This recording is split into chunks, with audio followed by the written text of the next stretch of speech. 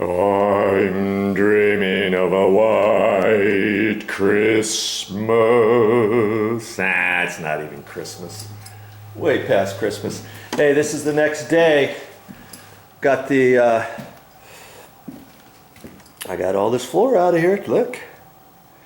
See, and I slid this because it was on wheels. I had to make sure I turned the water off and disconnected that, and I've got the refrigerator in case you have anything in it. Make sure you get it plugged back in. And I was looking at this dishwasher here. See, I just took this trim cover off. It came off with two funky plastic screws. And that covered, that went out to about there. And see, they've got some wood flooring, and they went all the way back there. And that's what I'm hoping I can talk the flooring guys into doing. He said, oh, we just usually go to the feet, and then I'm like, what do you have to do? Then you have to adjust the feet on the back side taller than the front side, and all that, and then hope that it fits, because this dishwasher is going to ultimately go away 2 or 3 months after they get done putting this floor in. Yeah, you should do the kitchen remodel. If you're going to do a kitchen remodel, generally you do it before you install the finished floor. But we want to move in here, and we're committed to moving in here in a few weeks. And so I have to get the rest of the painting done, and we got to get the flooring. All this in here is going to be vinyl plank flooring, and then carpet upstairs. And I really want the guy to do underneath here, because when we tear out this kitchen later on, I need to make sure that whatever dishwasher is there and whatever little funky toe kick goes in there underneath, that it all covers the new flooring. And well, I had a condo in Maui. They had what was it? Natural stone floors, and they went all the way in there and all the way underneath here. In fact, see this? I wasn't sure. Oh, I think I showed you the other day. This here, it goes all the way under there. And so, see what I need to do. So I'm having to rethink this because obviously, if I want them to go under there the day that they come, I don't want to be messing with all this and talking them into it, and then having them say, well, if we have enough scrap, we'll go ahead and put some scrap in there. And then I'm pulling that out, pulling the floor out and the staples and sweeping up while they're in here, 3 guys doing the floor. So I've got to think about this. I think probably what I'm going to do, maybe not today, but another day, is I'll have to pull this dishwasher out of here. And in order to do that, this dishwasher is plugged in underneath the sink. The drain goes in across up to the air gap, back down to the garbage disposal. So that's got to be disconnected. The water line, there's a water line in there, that's got to be disconnected. And then once I disconnect the ends, then I have to kind of pull this out, feed it through, pull it out, feed it through, pull it out, feed it through. Just so I can get the floor removed. And then once I get it all back down to just regular construction site flooring, guess what I got to do? I probably got to, well, I don't know. Maybe I'll just leave the dishwasher out.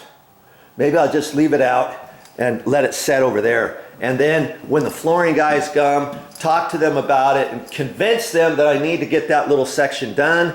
And then as they do their flooring in here, one way or another, they've got to get a straight shot from that front door all the way to this back door. Okay, then they'll fill something in, and then they'll start coming across. And so, after they fill in at least up to here, then they can finish out the kitchen, right? Before they come in this back area or in this front main room area, right?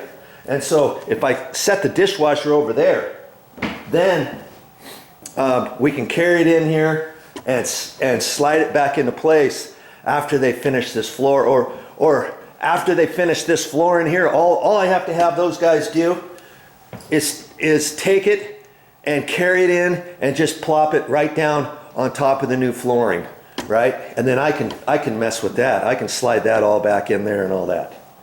Okay, so sometimes you gotta do things differently than how you like to do them, but hey, figure out a game plan and get her done. All right, time to pull staples out again. You see all those staples? Got to get those out of there. I'll get those staples out, and then I'll pull up the black paper, and then I'm actually pulling up the staples from the black paper, believe it or not, because lots of them are not down flush to the floor, and some of them are crooked, and I find, hey, it's just as quick to pull out the staples. There's not that many staples in here. In fact, the other afternoon, this whole area here, all of the staples that you saw, hey, they're gone.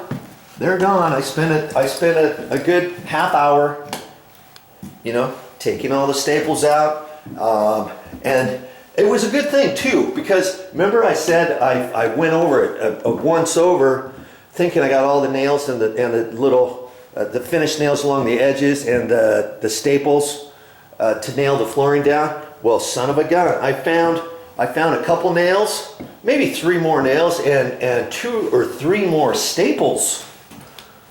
Had I not gone through this with a fine-tooth comb, going back to take out the staples, then I wouldn't have found those, and it could have created a hump. And plus, if you don't get those staples out, then you got little black pieces of paper all over the place, and it kind of gives you a false sense that, okay, yeah, I'm done, everything's fine. And if you missed 2 or 3 staples that are coming up at an angle, you see how far those things are sticking up? Let's just say one of those you missed, kind of up next to the baseboard, or one was folded down and it caused a bump. And every time you come in from the garage, coming down, you can kind of feel the flooring give, because the whole flooring is not flat. It's raised up, and then it tapers down to flat again. And right in there, you could do that. You know what I mean? So spend some time and do it right. Well, that's all I have for this time, but I'll be back with more videos.